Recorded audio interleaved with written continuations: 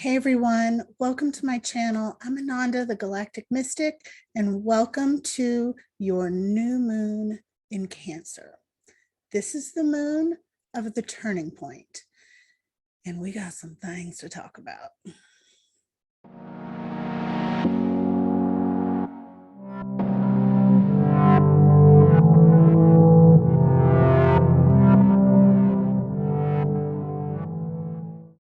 Hey y'all. Welcome to my channel. If you are new here, welcome back to all of my beautiful subscribers. I'm so happy to spend this time with you. And we really have some things to talk about with this new moon. I'm recording this on the 24th. Emotions are really high in the collective. Things are very erratic for our collective emotional body. And yeah, let's talk about it. So this Cancer new moon is happening on June 28th, 2022 at 10:52 p.m. That is Eastern Standard Time. This new moon is at 7 degrees and 23 minutes of Cancer. Now, Cancer and Capricorn in navigational astrology, this is the axis of presence. This is what holds us to the earth, what keeps us here, what grounds us. This is our most deepest psychology, our homeland, our homes, our families, our ancestors, our past lives, mothers, mothering, children, all of it. This is extreme emotional experience. The function of the zodiac sign of Cancer is to feel everything to the most intense degree.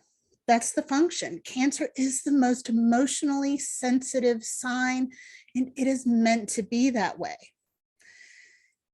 What happens to us when we feel these intense emotions is the question, right? This is the energy that mothers embody when they lift a car off their child. This is that protective power of the feminine. Now, there are a lot of things to talk about with this new moon. Now, everything I just said, that's enough. This is a new moon, so we're starting a new cycle involving these issues. But there's a lot more to talk about. This is a moody energy, but it is also highly, highly, highly creative and very dramatic. I'm going to bring up the chart for you so you can see what I see as I'm talking about this. Okay. So here we have our new moon in Cancer. 7 degrees, 23 minutes. Now we have a very tight conjunction with both of the Black Moon Liliths. There are actually 4 Liliths in astrology, and one of my biggest pet peeves is when I see those memes going around on social media saying, what sign is your Lilith? And I'm like, which one? There are 4, and most people don't know that. 2 of the 4 are Black Moon Liliths, so we have 2 of those.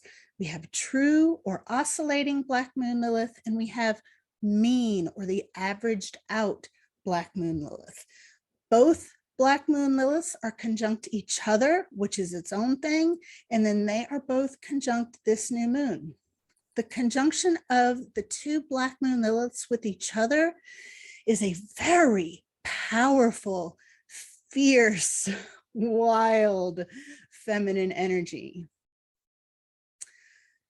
This is the fusion of our most primal, wild feminine nature with the feminine nature that we adopt in order to exist in the world that we exist in. Now, isn't that interesting that those energies are fused together and then also fused with this highly powerhouse feminine new moon? It's powerful. It's extreme. This is, well, let me move on. You'll see what I mean. This new moon is also occurring on the outer edges of a very special astrological corridor. In navigational astrology, there are certain degrees that create a very powerful connection. It's a portal of connection to the entire cosmos. Can almost think of this like the tree of life, like an axis of connection from the physical world of the earth to the multidimensional existence that goes through our galaxy, through the galactic center, and out into the great mystery. Now, this new moon is occurring slightly outside the outer edge of this corridor. It's still a very powerful point, and it is conjunct our nearest black hole. The black hole A0620-22, not a very sexy name, but it is our closest black hole, and it is in the constellation of the Monoceros. This is the unicorn. Now, the unicorn constellation is a very faint constellation. It's in the Orion family of constellations. And within this constellation are a lot of really cool space things, one of which is our nearest black hole. Now, black holes alone, whenever they are powerfully present in an astrology chart, they represent a great mystery, a gravitational pull, a 0 point, like a potential for all outcomes. This black hole is actually a binary situation. And because of where it is in the zodiac, it's just really powerful. And it amplifies this intensity of the energy of Cancer, the energy of the deepest, darkest, and I don't mean dark as in bad, I mean primordial, like the origins of creation. This is like the dark cosmic womb where all potentials exist. This new moon is also tightly opposing the centaur asteroid Pholus. Now, when this asteroid is prominent, he literally, okay, well, let me back up. Pholus is connected to both Saturn and Neptune. Now, today, the day of the new moon, not today, the day I'm recording, which is the 24th, I mean the day of the new moon, the 28th, is the day that Neptune stations retrograde. So Neptune is like loud right now. Planets are really, really extra loud when they are stationed or stationing. Whether they're going retrograde or direct doesn't even matter. So Pholus is connected to both Saturn and Neptune. And so he represents a certain type of spiritual maturity that we are going to have to embrace, because when he shows up like this, You know the saying, curiosity killed the cat? That's what he is about. He represents the type of situation where we are like casually being cavalier about something, like, oh, what's under this rock? And then it ends up being a black hole that sucks you in and then ends up like turning into the great nothing and the whole world collapses into it. It's like a it's like a potential one innocent thing or one decision that we think is lighthearted, like, oh, what's this? And then it ends up spiraling into just tragedy. So Pholus teaches us first the importance of spiritual maturity, of right action, and of being mindful when we think, whenever we're being like, oh, this isn't that big of a deal. It's a big deal. It's kind of a big deal. That's what he's about.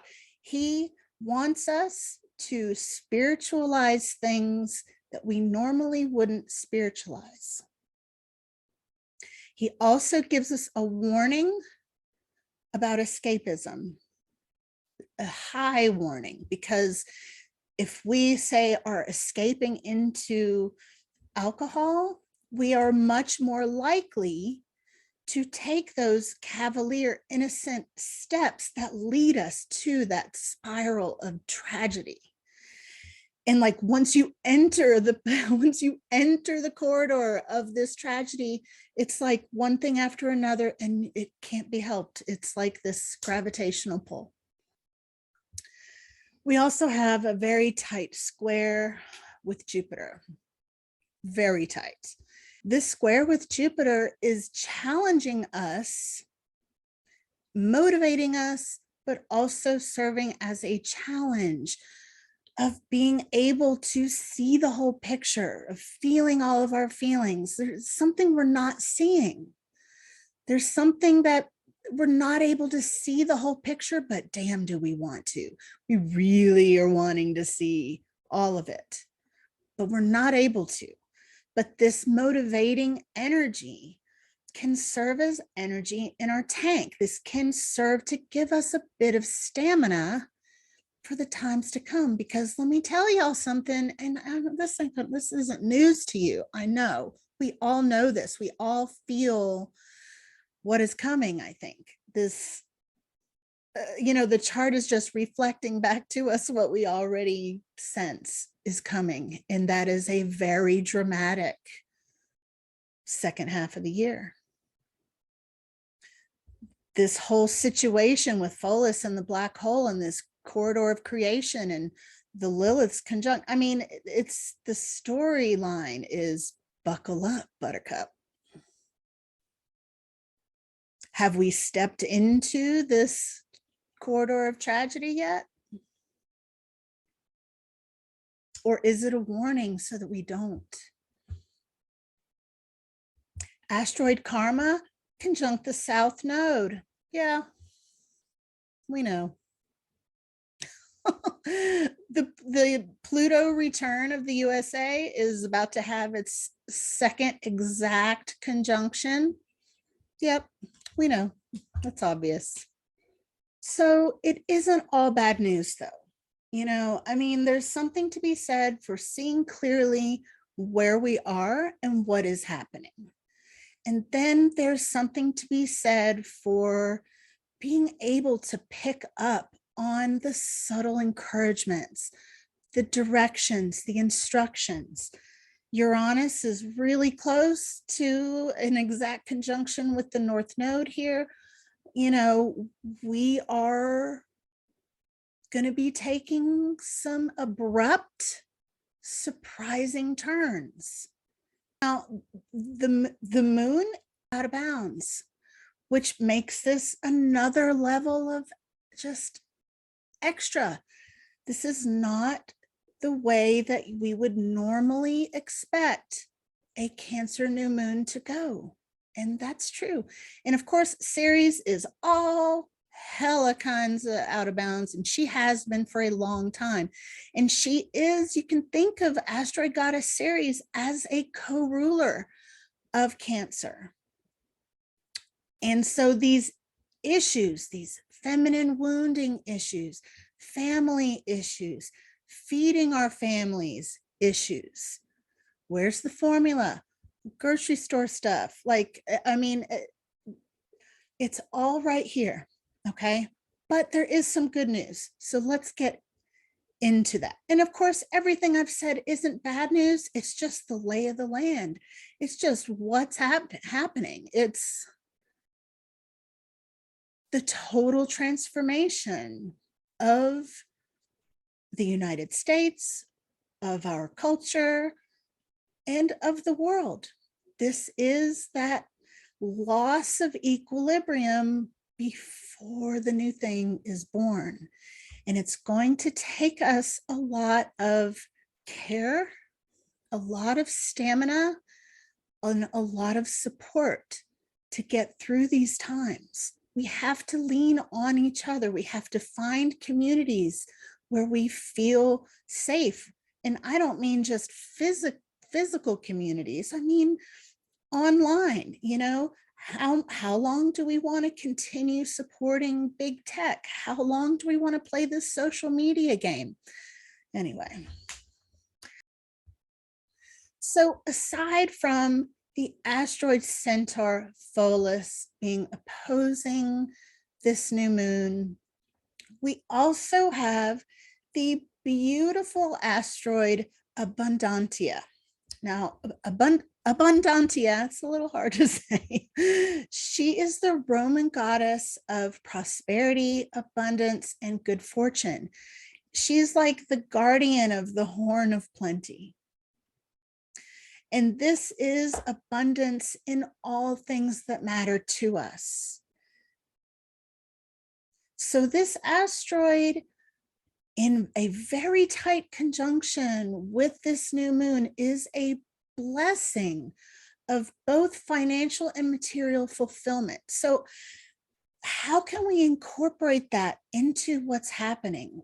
Well, because of where she is, she's challenging us to find these new ways to care for our homes and families by refocusing on the present, like gathering the troops, working together, tribal communities, focusing on the type of abundance that we can share. And honestly, if you have a skill, if there is something that you know, like a knowledge thing that you have or a skill that you have, and you haven't started a small business with that skill or knowledge thing that you have, now is the time, because we have to find new ways to support a new economy. Now, I'm going to be talking about the sort of the Federal Reserve kind of stuff that I'm seeing another time. But honestly, Abundantia is here being like, okay, we've got to think outside the box. We've got to hone in on our own skills so that we can keep the flow of abundance coming into our homes and families. Another interesting thing is the asteroid Child is conjunct this new moon. Now, what's interesting about this is this asteroid is not named after children.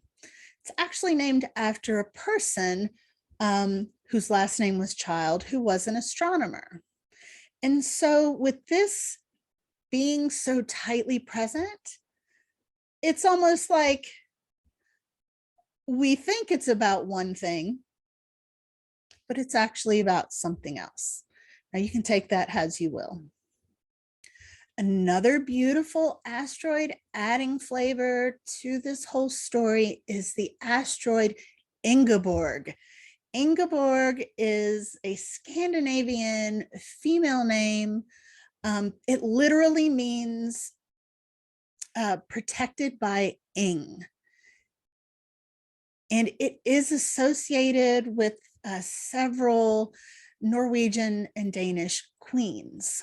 There is a connection here with the Norse god Freyr, who is the god of prosperity and harvests. So again, we have this energy of abundance present here, which I know it feels kind of contrary to what we're seeing, but this is that hidden message. This is that, like, the secret instructions that we have to pay attention to. Freyr is the brother to Freya, the goddess of love and pleasure, and their father, Njord, was the god of the sea, fishing and wealth. So we can see Neptune playing in here as the god of the great waters and all the mystery and wealth within. So this asteroid Ingeborg, it's like she grants a sense of divine protection, good fortune, abundance. In particular, though, agricultural and botanical. So there is this sort of call, along with the Taurus North Node, to like come back to the earth, come back to natural living, grow some of your own food if you can, natural medicines, learn about these things. Let's not be so dependent on the system to take care of us. The flavors of this new moon continue. Asteroid god Mithra, very tightly conjunct this new moon. Mithra is the Zoroastrian deity of oaths, promises, covenants, and contracts.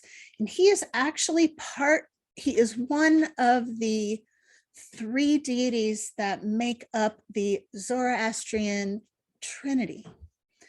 Now, this asteroid obviously emphasizes the importance of binding oaths. And there's also like a thing about what happens when you break an oath, when you break a promise. We sort of have some of that going on in our world, don't we? So this highlights contracts, alliances, law things.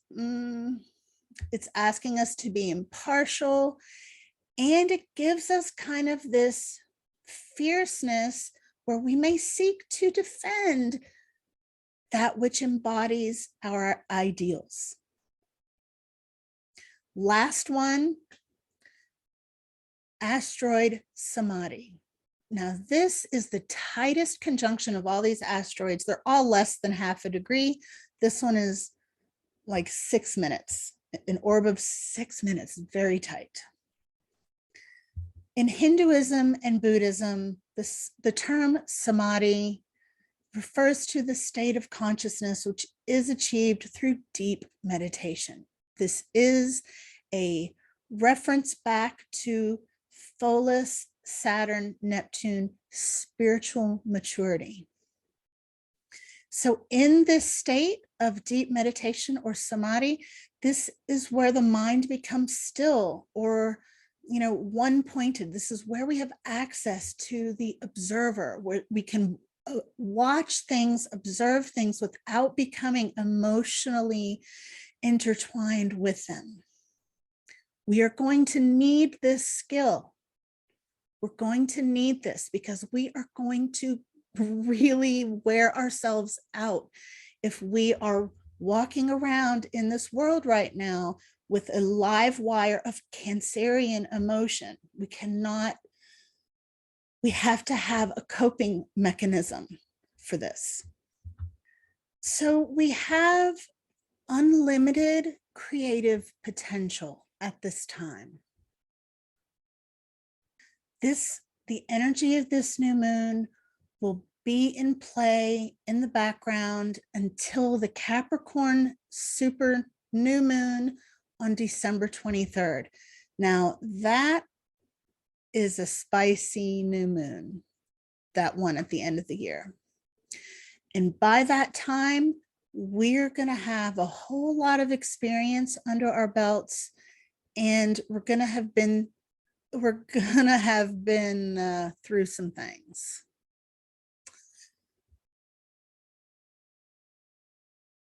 And so never before has it been so important that we take some responsibility for our well-being, for our abundance in all ways, for our families and our homes.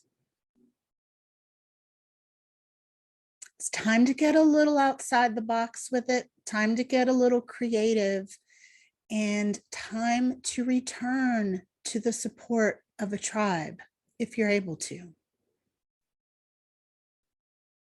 It's time to be a good neighbor. And it's time to embrace practices that help us be spiritually mature, to be able to be present and not be emotionally overwhelmed. It's a big ask. It's a big ask. So the last thing I want to do is I want to read to you the Chandra symbol for this new moon. An alchemical text written on parchment. The code that brings everything together is here, remembered and insisted upon. You cannot shake off the authoritative understanding of the higher aspect and its call. You are riveted to the spot inwardly by the story, the myth, the legend.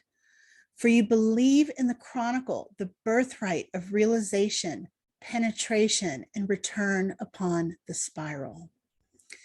This way of being also calls upon wild events and experiences in order both to challenge and to rally your understanding into renewing itself by encompassing what is anything but already cosmically clear. Oh my gosh. Isn't that what I just said? Yeah. And as you discover how to enjoy and partake in the chaos below, see, that's a reference to the observer. I love it when it comes together like this. Okay. And as you discover how to enjoy and partake in the chaos below and to commune within and heighten the dedication above, the path of always having known these things before will reawaken in a whole other sense and become life-giving, life-renewing, and richly permeating in true. Hot damn, that is everything I just said. Embracing the observer, shit going down, knowing this like kind of portal of experience we're being pulled into is wild, and we have to be able to watch it. We have to be present for it, but we can't become it.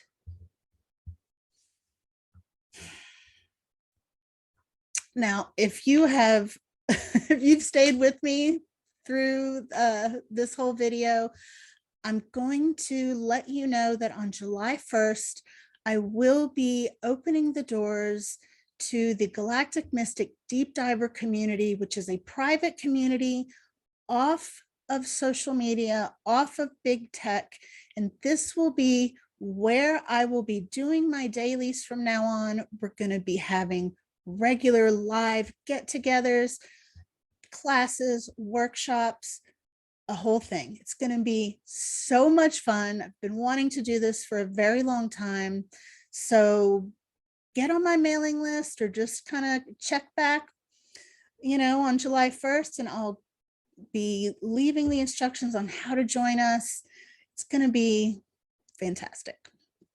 So how are you doing? How is this feeling to you? Are you hearing the call? Hearing the call of the primordial mother, of that deep cosmic womb where all things are possible, where we have access to great protection, where abundance is incubating.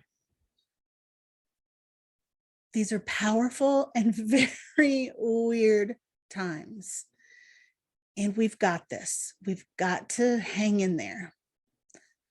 I love you so much. Thank you so much for spending this time with me. Thank you for liking and subscribing. Let me know how you are in the comments. I'll see you real soon.